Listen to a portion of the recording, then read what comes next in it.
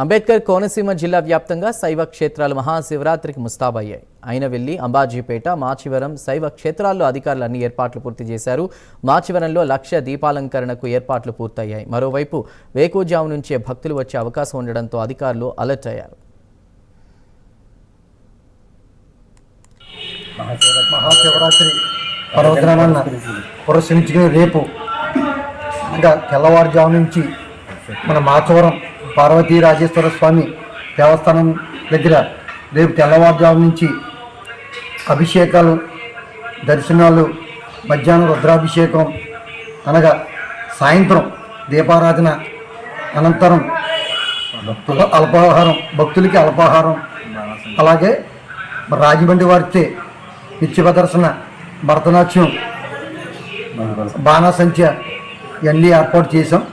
కావున భక్తులందరూ ఇచ్చేసి తిలకించి కోరి ప్రార్థిస్తున్నాం.